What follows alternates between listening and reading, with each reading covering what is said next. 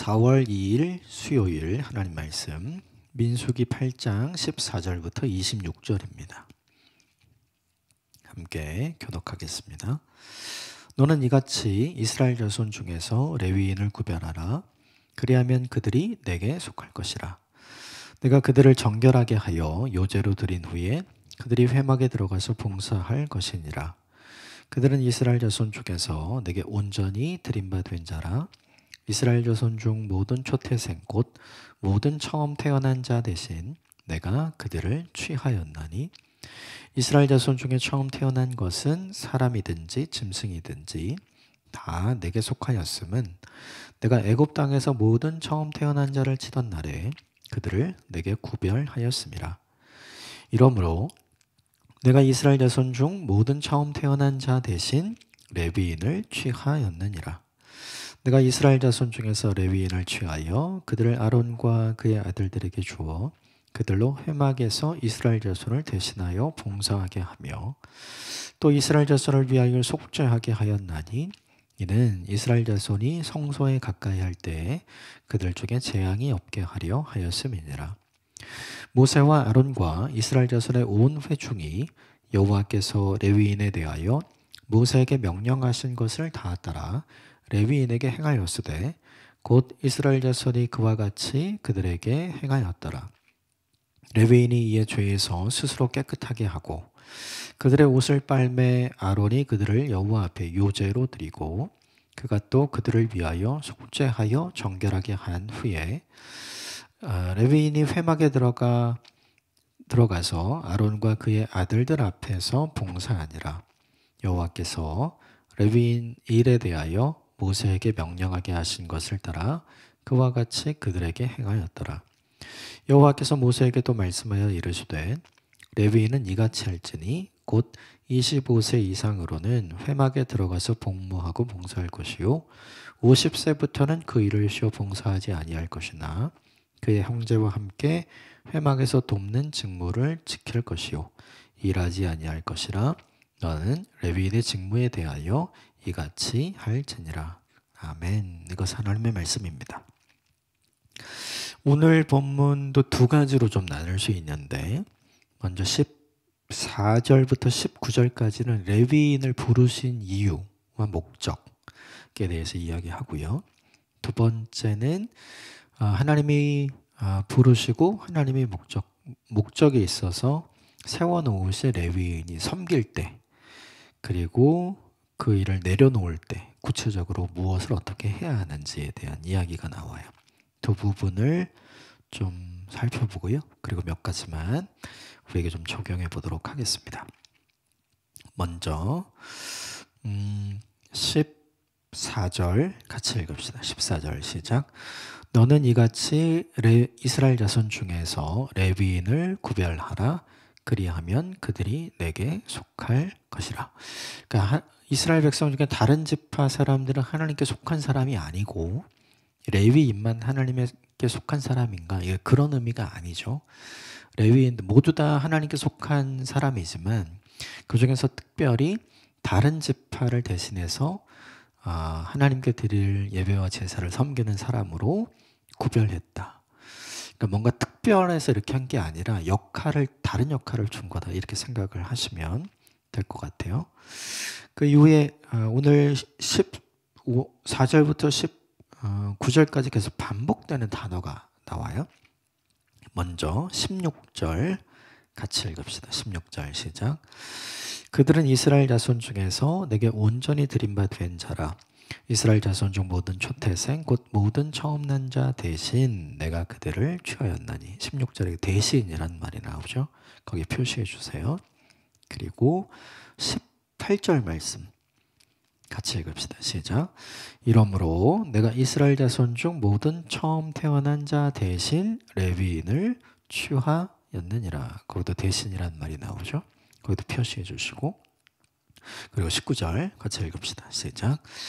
내가 이스라엘 자손 중에서 레위인을 취하여 그들을 아론과 그들의 아들들에게 주어 그들로 회막에서 이스라엘 자손을 대신하여 봉사하게 하며 또 이스라엘 자손을 위하여 속죄하게 하였나니 이는 이스라엘 자손이 성소에 가까이 할 때 그들 중에 재앙이 없게 하려 하였습니다. 거기도 대신이라는 말이 나오죠. 이 말이 되게 중요해요. 그러니까 소수의 사람을 다수의 사람을 대신해서 하나님께 예배하고 제사하도록 하나님께서 부르신 거죠. 쉽게 말하자면 그냥 우리가 제일 쉽게 이해할 수 있는 거는 국가대표라고 생각하시면 좋을 것 같아요. 그게 이제 우리가 제일 잘 이해할 수 있는 것 같아요. 모두가 다 대한민국 국민이죠. 대한민국 국민 중에 우리 모두를 다 대신해서 이제 경기에 나갈 대표 선수를 뽑는 거잖아요. 그러니까 그렇게 보시면 좋을 것 같아요. 그러니까 레위인으로 뽑히게 되면 사실은 나는 그 일을 하고 싶지 않은데 그 일을 해야 되는 평생의 부르심을 갖고 사는 거잖아요. 그게 어떻게 보면 되게 좋을 수도 있는데 이게 평생 똑같은 일을 해야 되거든요.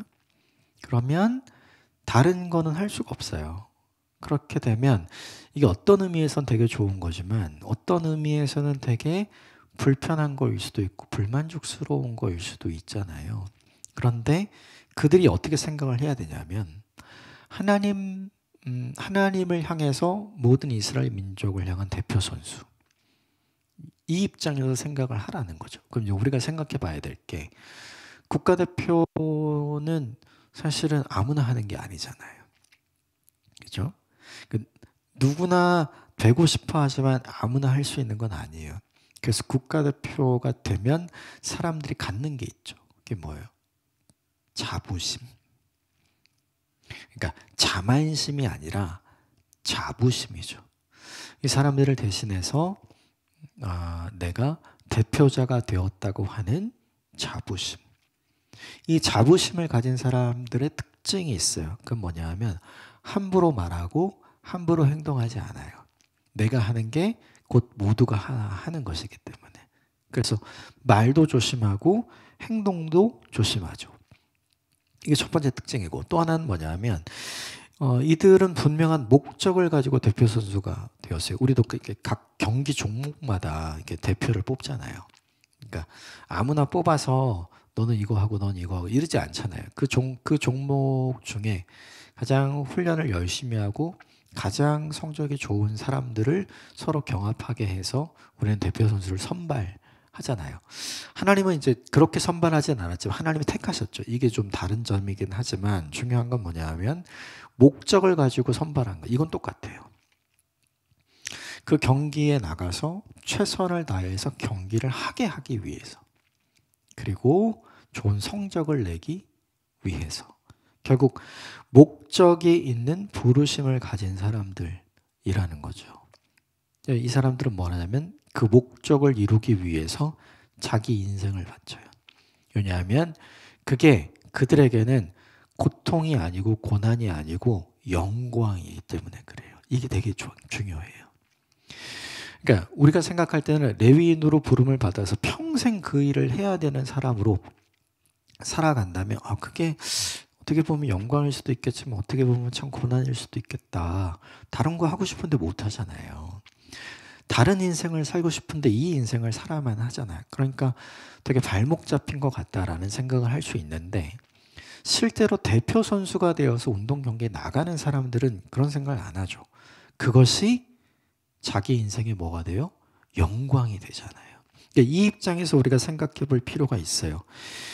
자부심을 가지고 그리고 그 자리에서 그 일을 하는 것이 나에게 영광이라는 생각을 이 사람들이 하게 되는 거예요. 이게 되게 중요해요.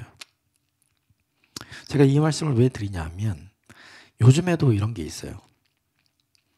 가족들 중에 대표 선수가 있잖아요. 믿음의 대표 선수. 가족들 중에 쉽게 말하면 기도를 가장 진실하고 기도를 가장 오랫도록 가족들을 위해서 드리는 기도의 대표자가 있어요. 그러니까 집집마다 다 있지 않나요? 우리는 그런 생각을 하는 거죠. 내가 기도하는 사람, 왜 나만 이렇게 가족을 위해 기도하는 사람으로 부르심을 받았을까? 기도하다 보면 힘들 때가 있어요. 그래서 나만 더 이상 그렇게 살고 싶지 않다. 가족들과 함께 그 일을 하고 싶다. 이런 생각을 하게 될 때가 있거든요.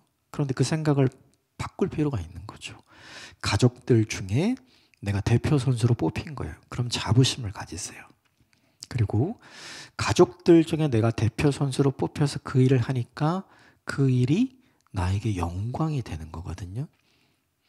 그 일이 나에게 고통이 아니라, 나에게 고난이 아니라, 근심이고 걱정이 아니라 그 일이 나에게 영광이 되는 거예요. 이 관점으로 바꾸어서 생각할 필요가 있는 거죠. 그래서 오늘 함께 이 말씀을 묵상하는 사람들 중에 이게 모든 이스라엘 백성들을 대신해서 뽑힌 사람들이잖아요. 우리도 모든 하나님의 자녀들 중에 특별히 우리 가족에서 우리도 뽑힌 사람이에요. 그래서 내가 대표로 가장 열심히 기도하고 가장 열심히 봉사하고 가장 열심히 섬기고 가장 열심히 전도하고 가장 열심히 선교하고 하나님이 불러주신 자리에서 최선을 다해서 그 일을 하시는 분들이 있잖아요. 그분들이 두 가지 생각을 했으면 좋겠어요. 자부심을 가지십시오. 그리고 그 일이 우리에게 영광이 될 것입니다. 이 두 가지를 놓치지 않고 이 본문을 보고 나에게 적용해 주시기를 주님의 이름으로 부탁합니다. 대신한다는 건 쉽지 않아요. 그렇죠? 근데 대신할 수 있다는 건 인정을 받기 때문에 하는 거거든요. 그 일을 오랫동안 감당하다가 혹시 마음이 상한 분이 계실지 모르겠어요. 그러나 그건 우리 생각입니다. 그 자리가 여러분의 영광의 자리가 될 줄 믿습니다. 그 이후에 20절부터 26절까지가 이제 구체적으로 레위 사람들이 어떻게 정결 과정을 거쳐서 어떻게 섬기라 하는 내용이 나오는데요. 23절부터 26절까지만 같이 읽읍시다. 시작. 여호와께서 모세에게 말씀하여 이르시되 레위인은 이같이 할지니 곧 25세 이상으로는 회막에 들어가 복무하고 봉사할 것이요 50세부터는 그 일을 쉬어 봉사하지 아니할 것이나 그의 형제와 함께 회막에서 돕는 직무를 지킬 것이요 일하지 아니할 것이라. 너는 레위인의 직무에 대하여 이같이 할지니라. 20절부터 22절까지는 이제 어제 내용의 요약 반복이고요. 23절부터는 이제 몇 세부터 구체적으로 하느냐 이렇게 나오죠. 25세 이상으로 50세까지 봉사하고 50세가 넘으면 직접적으로 봉사하지 않는데 남아서 돕는 직무를 할 것이다. 이제 생각을 해보면 레위인에 대한 이야기가 이제 오늘 이 8장에만 나오는 게 아니라 우리가 이미 본 4장에 지난달에 본 민수기 4장에 등장을 하는데 민수기 4장에는 이렇게 돼 있어요. 고핫 자손, 게르손 자손, 무라리 자손 전부 다 레위 지파이고 그리고 이들은 제사장의 가문이죠. 이들은 모두 다 30세에서 50세까지 회막 봉사를 하게 돼 있어요. 그러니까 이들을 포함해서 이들을 도운 다른 사람들도 있기 마련이죠. 그래서 나이를 좀 정리를 해보면 25세에서 30세까지가 되는 사람이 있고 그리고 30세에서 50세까지 되는 사람이 있고 그리고 50세 이상의 사람들이 존재하는 거예요. 이 성막에서 봉사를 하는 사람들 중에. 그러면 이 25세에서 30세까지는 뭘 하는가? 분명하게 기록된 건 30세부터 50세까지가 현역으로 성막 봉사를 하는 기간이에요. 이미 민수기 4장에 나오는 거죠. 근데 오늘 본문엔 그것보다 레인지가 커졌잖아요. 그러면 25세에서 30세까지는 뭘 할까? 30세부터 50세까지 실질적으로 봉사를 하기 위해 준비하는 단계가 있다고 생각을 하면 되겠죠. 20세부터 30세까지는 철저하게 성막 봉사를 위해 훈련하고 그리고 구체적으로 무엇을 어떻게 준비하고 해야 되는지를 이제 보고 훈련하고 연습하는 기간으로 본다면 30세에서 50세까지는 현역으로 이제 가장 좋은 기술을 가지고 또 가장 좋은 힘을 가지고 섬기는 기간이 될 거고요. 그리고 50세 이상은 은퇴는 해요. 그런데 오늘 본문을 보면 26절에 보면 그의 형제와 함께 회막에서 돕는 직무를 지키라 이렇게 돼 있죠. 그러니까 30세에서 50세까지는 현역으로 뛰면 50세 이상은 현역으로 뛰진 않는데 옆에서 돕는다 이렇게 돼 있잖아요. 그러면 무엇을 도울까를 생각을 해보면 도울 수 있는 게 뭐냐면 아까 25세에서 30세까지의 성막봉사를 준비하고 연습하고 훈련하는 사람들을 누가 가장 잘 훈련시킬 수 있을까요? 이 사람들이죠. 그래서 정리를 해보면 이렇게 정리할 수 있을 것 같아요. 20세부터 30세까지는 훈련의 기간, 그리고 30세부터 50세까지는 현역으로 섬기는 기간, 그리고 50세 이상으로는 20세부터 30세까지의 훈련되어져야 할 사람들을 훈련하는 역할을 하는 거죠. 근데 이게 가만히 보면 뭐랑 똑같냐면 운동선수들의 라이프 사이클이랑 똑같아요. 아까 말했던 대표 선수. 대표 선수가 되기 전까지 철저하게 훈련하잖아요. 그리고 대표 선수가 된 다음에는 최선을 다해서 대표 선수로서 역할을 하죠. 그리고 대표 선수가 은퇴하게 되면 어떻게 돼요? 그 다음에 이 훈련을 대표 선수가 되기 위해 훈련을 준비하는 사람들의 코치 역할을 하잖아요. 이게 딱 그 사이클과 비슷하게 맞아요. 근데 이게 우리의 삶과도 그대로 연결되는 것 같아요. 하나님과 하나님 나라를 위해서 헌신해서 수고할 수 있는, 현역으로 헌신해서 수고할 수 있는 인생의 기간은 딱 정해진 것 같아요.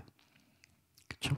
이 기간의 앞은 이걸 준비하는 기간이고, 이 기간의 후는 이걸 준비하는 사람들을 가장 잘 도울 수 있고 준비시킬 수 있는 코치로서의 역할을 할 수 있잖아요. 그러니까 운동선수의 라이프 사이클이나 그리고 우리 인생을 살펴볼 때도 이 세 단계로 나누어져 있는 것은 정말 합당하고 맞다. 이런 생각이 들어요.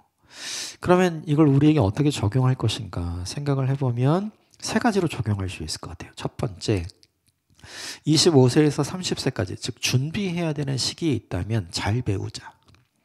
잘 준비하자. 이것이 되게 중요한 것 같아요. 그냥 무작정 준비 없이 열심히 뭔가를 하려는 게 아니라 하나님을 하나님의 방식으로 섬기기 위해서 우리가 어떤 일을 하든지 어디에 있든지 무엇을 하든지 상관없이 그 일로 하나님께 영광을 돌릴 수 있는 일을 준비하는 기간이 필요하잖아요. 그러면 이걸 잘 준비하면 좋겠다. 그리고 두 번째, 실질적으로 이제 오늘 본문에 나오는 30세에서 50세까지 현역으로 그 일을 열심히 섬기는 기간이 되면 그 기간에는 이 기간이 지나면 그렇게 섬길 수 없잖아요. 그러니까 최선을 다해서 하나님을 섬긴다. 이게 있고, 그리고 이제 은퇴하고 나면 안 해도 되는 게 아니라 은퇴하고 난 이후에 또 우리가 해야 할 일이 있죠. 가장 풍부한 섬김의 노하우로, 가장 잘 알고 있는 지혜와 지식으로 이 준비하는 사람들을 잘 양육하는 거.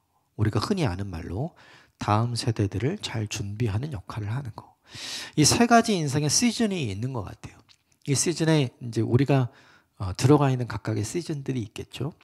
그때 우리가 각각 들어가 있는 인생의 시즌별로 우리가 할 수 있는 일을 최대한 잘하면 너무 좋겠다. 하나님을 위해 열심히 일할 수 있는 인생의 기간이 있어요. 그 기간 앞에는 잘 준비하고 그 기간에는 열심히 섬기고 그 기간 이후에는 앞으로 그 일을 할 사람에게 길잡이가 되어주면 너무 좋겠다. 이 생각을 좀 해보고 적용했으면 좋겠고, 또 하나는 뭐냐면 이거죠. 말이 레위인들이 하나님을 섬기고 예배를 섬기고 제사를 섬기는 거지만 그 구체적인 내용을 뜯어보면 다 육체 노동이에요. 성막 자체에 대한 육체 노동, 성막 내부 기물에 대한 육체 노동, 성막 외부 기물에 대한 육체 노동, 가장 중요한 건 다 짐승을 잡아서 가죽을 다 벗기고 살을 다 제거하고 내장과 뼈를 다 구분하고 그리고 버려야 될 건 다 버리고 태워야 될 건 다 태우고, 이 역할을 구체적으로 누가 해야 되냐면 레위인들이 해야 되잖아요. 근데 이게 한두 개가 아니죠. 엄청난 양을 해야 되는 거예요. 그러니까 이건 사실은 굉장히 강도가 높은 육체 노동인 거죠. 그럼 되게 중요한 게 있어요.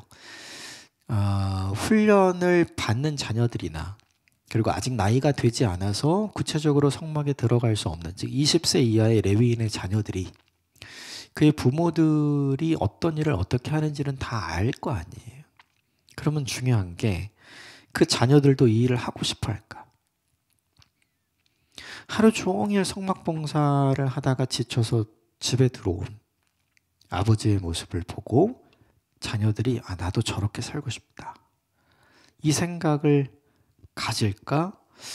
대부분 그렇지 않은 것 같아요. 그러니까 육체적으로 과하게 힘든 일을 하게 되면 그 자녀들이 어떻게 생각을 하냐면 나는 아버지처럼 나도 저 일을 할 거야. 나는 저 일을 하는 게 너무 좋아.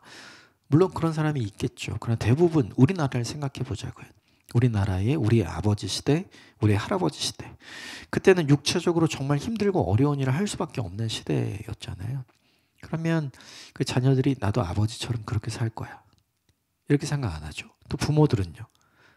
너는 내가 하는 일 말고 다른 일을 했으면 좋겠어, 이렇게 생각하잖아요. 조금 더 편한 일을 했으면 좋겠고 조금 더 안전한 일을 했으면 좋겠어. 근데 우리가 생각해 봐야 될 게 이 성막에서 섬기는 일도 비슷한 유형의 일이거든요. 그럼 이걸 대를 이어서 해야 되잖아요. 그럼 우리가 생각해야 될 게 있죠. 대를 이어서 가업으로 이 일을 하고 있는 사람들의 공통점이 뭔가? 자녀들이 부모가 하는 일을 보고 재미를 느껴서 그 일을 하는가? 아니죠. 그 일이 우리 아버지가 하는 일이 정말로 의미 있고 정말로 가치 있는 일이고 정말로 좋은 일이라는 것을 깨달을 때 그 일을 하는 거예요. 그러면 되게 중요한 게 있어요. 성막봉사를 하는 레위인의 부모들은 반드시 해야 될 일이 뭐냐면 그들이 하는 일이 얼마나 영광스럽고 얼마나 의미 있고 얼마나 가치 있는 일인가, 이거를 자녀들에게 보여줘야 되는 거죠. 이게 굉장히 중요해요. 그렇지 않으면 50세 이후에 은퇴했던 이 사람들이 25세에서 30세까지의 청년들에게 절대로 가르칠 수가 없죠. 그럼 이제 되게 중요한 게 하나 나오죠. 우리가 봉사한 이후에 어떤 말을 해야, 어떤 태도를 보여주어야 우리의 자녀들이 그 봉사와 섬김이 의미 있고 가치 있다고 생각을 할까? 우리가 놓치는 실수가 이건 것 같아요. 교회를 섬기고 공동체를 섬기고 하나님께서 맡겨주신 일을 섬기면서 우리가 동시에 하는 말은 그 일에 대해서 굉장히 부정적인 이야기를 직접적으로도 하고 간접적으로도 하는 것 같아요. 직접적으로는 그 일에 대한 불평과 불만과 원망들을 하는 것 같고, 간접적으로는 그 일을 하고 난 다음에 웃음기가 없어진 우리의 모습, 그걸 우리의 자녀들이 다 본단 말이죠. 성가대를 하는 것이 얼마나 영광스러운 일인가, 예배를 섬기는 것이 얼마나 좋은 일인가, 자막을 섬기는 것이 얼마나 좋은 일인가, 안내를 섬기는 것이 얼마나 좋은 일인가, 주방을 섬기는 것이 얼마나 가치 있는 일인가, 혹은 주차를 섬기는 것이 얼마나 위대한 일인가. 우리는 그런 거를 말로 우리 행동으로 잘 보여주고 있는가, 이제 이런 생각을 해보게 되는 거죠. 우리가 그 일을 열심히 하지만 야, 너도 나처럼 예배를 섬기는 사람이 됐으면 좋겠어. 너도 나처럼 주차를 섬기는 사람이 됐으면 좋겠어. 너도 나처럼 안내를 섬기는 사람이 됐으면 좋겠어. 우리가 그런 생각을 하면서 이 일을 하고 있는가를 곰곰이 생각해 보게 되는 거죠. 이 질문을 저는 하게 돼요. 레위인들은 대를 이어서 계속해서 이 같은 일을 반복해서 해야 될 텐데 자녀들이 원해서 하는 건 아니잖아요. 그러면 어떻게 그들이 자연스럽게 이 일을 받아들이고 하게 할 것인가? 그냥 숙명으로 받아들이고 하기 싫은데 이 일을 하게 할 것인가? 그러면 우리가 보통 그러잖아요. 야, 그렇게 하려면 하지 마. 우리 이렇게 하잖아요. 어떻게 기쁨으로 자원하는 마음으로 그 일을 하게 할 수 있을까? 방법은 하나인 것 같아요. 이 일에 먼저 부르심을 받은 우리가 얼마나 기쁘게, 얼마나 감사하게, 얼마나 영광스럽게 그 일을 하느냐. 그리고 그 일을 한 이후에 앞으로 그 일을 할 사람들에게 얼마나 긍정적이고 얼마나 좋게 이 일의 가치와 의미를 부여할 수 있느냐. 그게 우리 책임인 것 같아요. 결국 이 일을 지속적으로 섬길 수 있는 사람들을 남기는 것은 하나님이 아니라 우리예요. 저는 저와 여러분이 각각 교회를 섬기면서 공동체를 섬기면서 가정과 사회를 섬기면서 하는 일들이 있잖아요. 그 일을 기쁨으로 여러분의 자녀들에게도 자랑할 수 있고 이거 하면 너무 좋아. 하나님이 너무 기뻐하시는 일이야. 이렇게 의미를 부여하고 가치를 부여하는 일들을 잘 감당하셨으면 좋겠어요. 그러면 대를 이어서 그 일을 할 수 있게 되는 거죠. 저는 그런 거 많았으면 좋겠어요. 대를 이어서 목회자로 살아가는 사람, 대를 이어서 선교사로 살아가는 사람, 대를 이어서 교회를 섬기는 장로님으로, 교회를 섬기는 권사님으로, 교회를 섬기는 집사님으로, 대를 이어서 자막봉사자로, 안내자로, 주방을 섬기는 사람으로, 주차를 섬기는 사람으로, 순을 섬기는 사람으로, 이런 사람들이 계속해서 남겨지면 좋겠거든요. 그 일은 하나님이 하시는 것이 아니라 우리가 하는 것 같아요. 그래서 저는 이 본문에 26절의 말씀이 너무 와닿아요. 은퇴했다고 끝이 아니라 남아서 돕는 직무를 지키라. 무엇을 어떻게 지킬 수 있는가? 우리가 어떤 말을 하느냐? 어떤 태도와 어떤 모습을 보여주느냐? 그게 가장 중요한 것 같거든요. 저는 이 본문이 오늘 보았던 본문 중에 이제 제 마음에 가장 많이 남아요. 이것을 한번 깊이 생각했으면 좋겠어요. 내가 섬기고 내가 감당하고 있는 그 일이 우리 자녀들에게도 멈추지 않고 계속해서 어떻게 이어지게 할 것인가. 다음 세대를 위해서 고민 많이 하는데 실질적으로 그 다음 세대, 믿음의 세대로 그리고 하나님께 헌신하는 세대로 남겨지기 위해서 우리는 무엇을 하고 있는가. 이것을 한번 생각해 보시고 오늘 자신을 점검하는 날이 되었으면 좋겠습니다. 함께 기도하겠습니다.